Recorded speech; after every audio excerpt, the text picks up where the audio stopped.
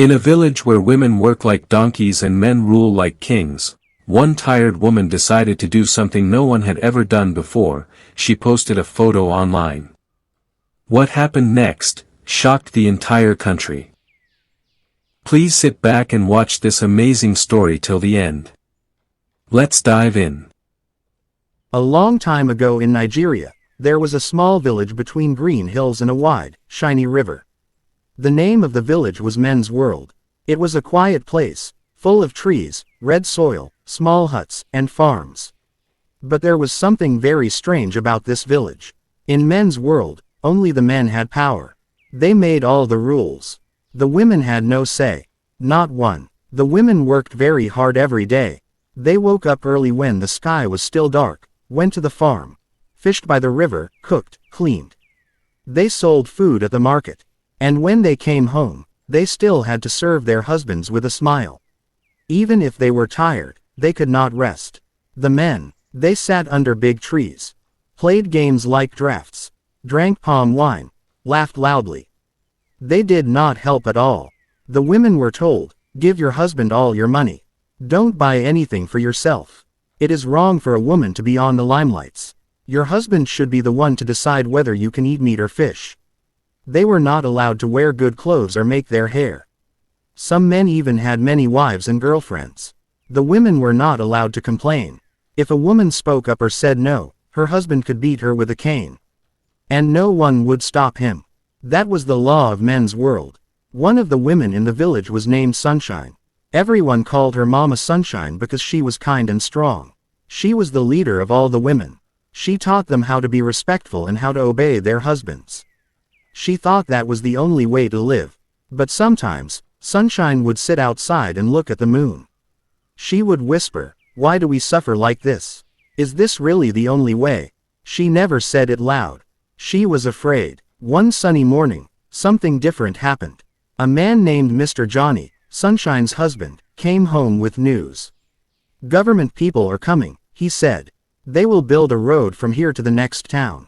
Sunshine's eyes opened wide. A road. That had never happened before. "This is good for you women," Mr. Johnny said. "You will work harder, make more money. Good for the family." Sunshine nodded politely. She didn't ask questions. But inside her heart, a new feeling was growing. Something was about to change. She didn't know what yet. But it was coming. She looked up at the big Iroko tree outside her home. And she smiled. The news about the road made Sunshine think all night. She did not sleep well. Her heart was beating fast.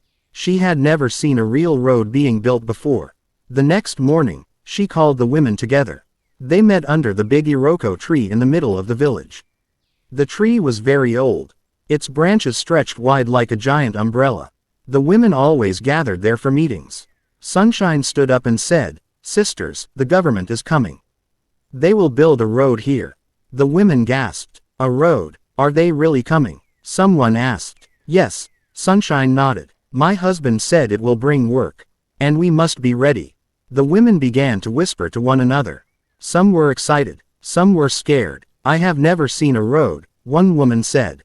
"Will they pay us?" Another asked. "Can we do it?" asked an old woman named Mama Kiki. She was over 70 but still carried heavy loads every day. Sunshine raised her hand. "We are strong," she said. "We work harder than anyone in this village. If they need workers, we will be there. We must show them that women of Men's World are not lazy." The women clapped. Their faces were full of hope. This road could mean a better future. For the next few days, they got ready. They sharpened their hoes. They washed their working clothes. They told their children to behave. When the big day came, they woke up before the sun. They tied their wrappers tight and held their tools high. The construction truck arrived in a cloud of dust. The engine made loud noises. A tall man with shiny boots and a big hat stepped out. His name was Mr. Richard. He looked around and was shocked. All the workers were women. Pregnant women, old women, sick women. "Where are the men?" he asked. Someone pointed to the chief's hut. Mr. Richard walked there quickly. Inside, the elders were sitting and drinking palm wine. "Why are the women the ones working?" he asked. The chiefs laughed. "This is Men's World," they said.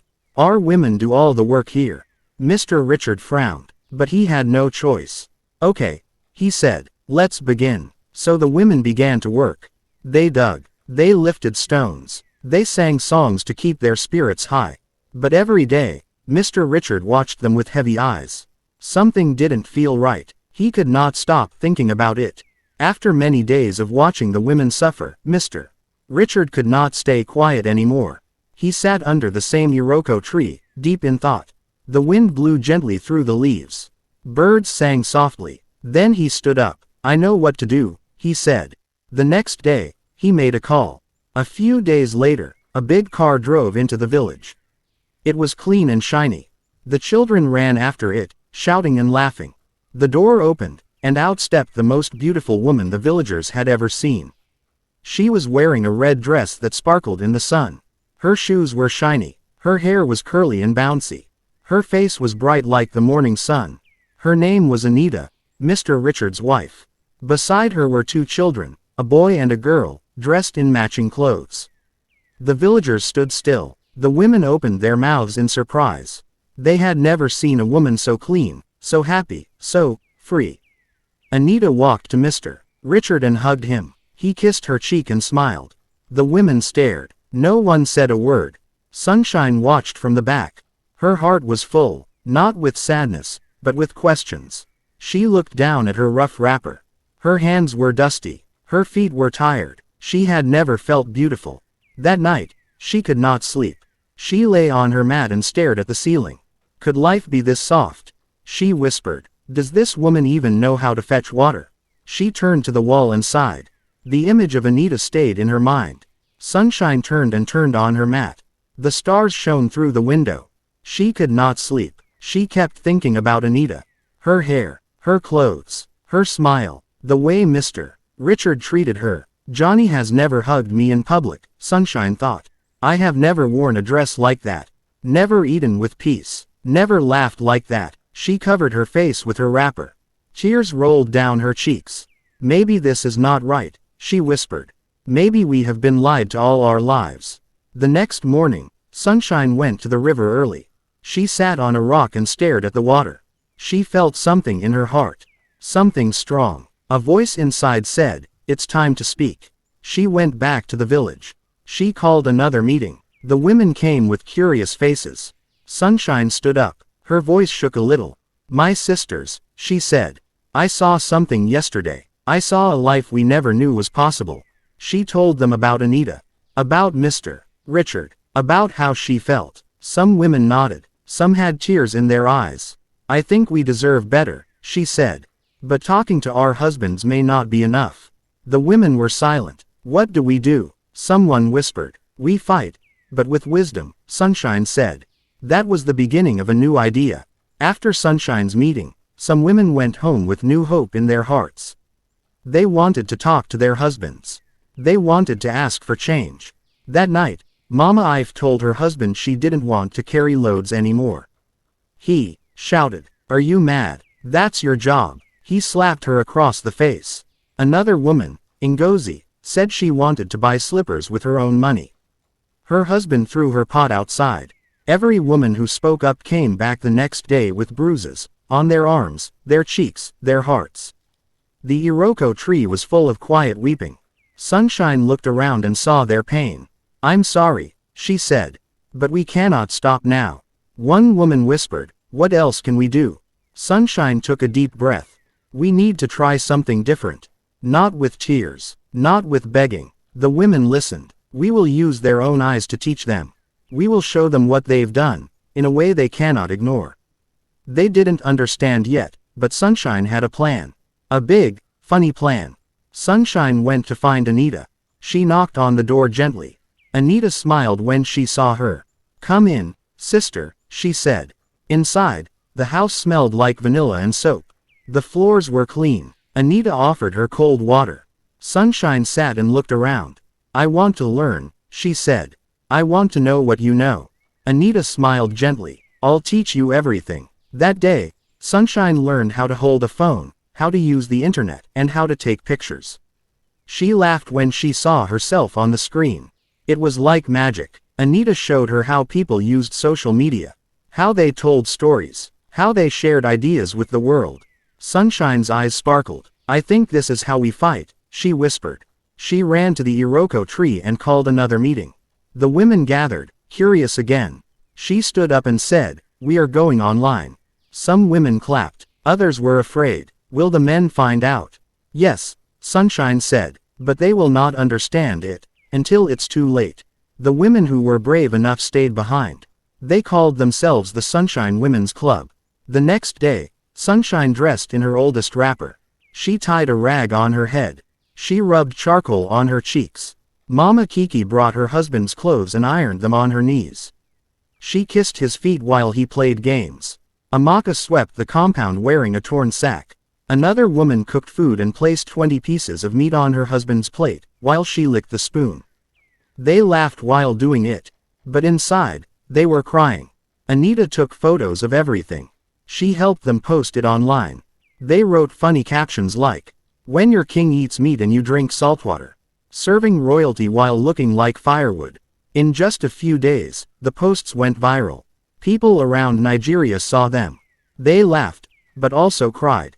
What is this? Strangers asked. How can this be real? The men in the village had no idea yet. But the world was watching. And change was creeping in. After 1 week, the men started hearing rumors.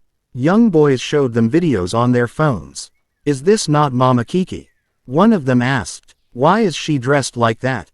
Johnny called Sunshine. What is this nonsense? She smiled calmly. It's just acting. He didn't understand. More videos came out. Some women were shown washing their husbands' feet with drinking water. Others fanned their husbands with banana leaves under the hot sun. Some men laughed at first. These women are funny, they said. But when they saw the comments, hundreds, thousands, they stopped laughing.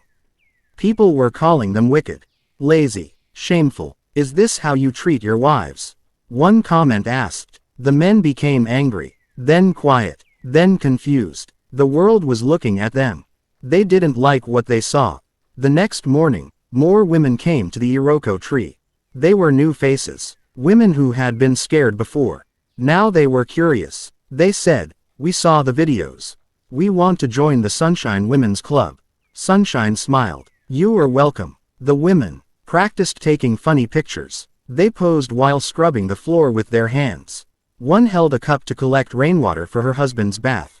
They laughed a lot, but inside, they knew they were telling a serious story. That night, their new pictures went online. The videos got even more views. Now radio stations were talking about them. People from other villages started sending messages. We are proud of you, some said. Teach us how you did it, others asked. Sunshine knew the women had started something big. The village chiefs were not happy. They called a meeting under the elders' tree. This nonsense must stop, one said. These women are embarrassing us. They are making us look weak. Another shouted. They called Johnny and some other men. Control your wives, the chief said, or you will be punished.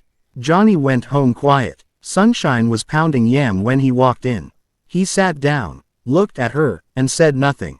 She looked back and said, you can beat me if you want. But you can't stop what has already started. Johnny didn't speak. He just stared at the wall. One day, a woman from the city visited the village. She wore glasses and carried a microphone. She walked up to Sunshine. I'm from Lagos Radio. I want to interview you. Sunshine's eyes widened. Me? Yes. The woman smiled. You've started something amazing. They sat under the Iroko tree. The radio lady asked questions. Sunshine answered in her simple way. She talked about how the women worked hard. How they were treated like servants. How they used humor to send a message. The interview played on the radio that night. The whole village heard it. Even the chiefs. Even the men. The silence was deep. After the radio interview, Anita called her friends in the city. These women need help, she said. Her friends worked with a group that helped women learn skills and know their rights. They came to Men's World with books, sewing kits, and even a laptop. They held small classes under the Iroko tree. The women learned how to bake, sew, and speak in public. They laughed as they learned. For the first time, they felt free. Sunshine looked at them with pride. This is just the beginning, she said. One evening, Sunshine came home from a sewing class. Johnny was sitting outside. He stood up slowly. "Sunshine," he said, "I'm sorry." She stopped. "Sorry for what?" "For everything," he said. "For making you suffer. For being blind." He knelt down. Sunshine covered her mouth. She didn't believe it. "I want to change," he said. "I want to be a real man." Sunshine's eyes filled with tears. She touched his hand. "I forgive you," she said. They hugged for the first time in many years. The next morning, Johnny woke up early. He swept the compound. He warmed water for Sunshine's bath. He washed the dishes. The neighbors watched in shock. Johnny smiled and said, "It's my turn to work." The other men whispered, "What has come over him?" Johnny said, "Respect your wife. It will change your life." Some men laughed, but some listened, and slowly, they began to think. One by one, other men started helping. They fetched water. They cooked simple meals. They started greeting their wives with kind words. The women were surprised and happy. The children clapped when they saw their fathers helping. Even old Chief Dogo brought his wife palm oil from the market. It was small, but it was a start. Sunshine planned a small celebration. The women cooked rice and beans. They tied headscarves and danced around the Iroko tree. Anita brought cake from the city.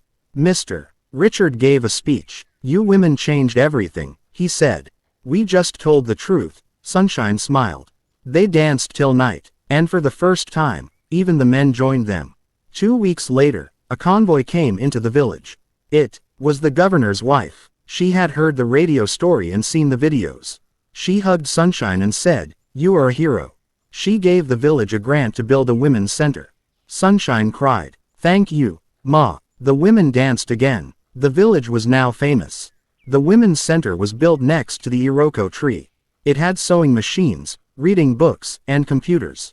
Girls from nearby villages came to learn. Sunshine taught classes. Mama Kiki told stories. Anita visited often. The center was full of life. Sunshine smiled every time she walked in. A TV crew came to the village. They interviewed Sunshine again, this time for national news. Millions watched as she told the story of the Sunshine Women's Club. "Every woman deserves love, respect, and peace," she said. People clapped in their homes. Even faraway people now knew about Men's World. One day, the elders called Sunshine to their hut. She went with fear in her heart. But they bowed their heads and said, "We were wrong." She gasped. They said, "You have opened our eyes. Please forgive us." Sunshine cried, "I forgive you." It was the moment she never thought would come. Sunshine and Johnny started a boys' club. They taught the boys how to cook, clean, and respect women. The boys were eager to learn. They asked questions. They played games that didn't hurt anyone. Sunshine said, "You will grow up to be better men." And the boys nodded proudly. Letters began to arrive from women in other places. They said things like, "I started my own club too. You gave us courage. My husband now helps at home." Sunshine read each letter with tears. She posted them on the wall of the center. They were now leaders of change. The road was finished. Mr. Richard had to go. The whole village gathered to say goodbye. Anita hugged Sunshine. "We are sisters now," she said. Sunshine whispered, "Thank you. You helped us see the light." Mr. Richard waved and smiled. The truck drove off slowly. The signboard at the entrance of the village used to say, "Welcome to Men's World." Now, it was painted over. The new sign said, "Welcome to Sunshine Village, where everyone shines." The whole village cheered. Children danced in front of the new sign. Sunshine looked up and smiled. Sunshine sat under the Iroko tree with Johnny.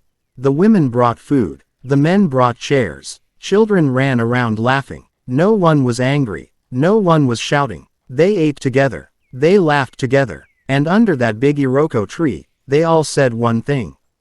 "Thank you, Sunshine." Sunshine's courage reminded us all, change begins with a single voice. When women stand together, even the oldest traditions can be rewritten. This story is not just theirs, it's ours. If you believe in the power of hope, strength, and unity, don't keep it to yourself. Like, share, and subscribe to join the movement. And remember, your voice matters. What will you change today?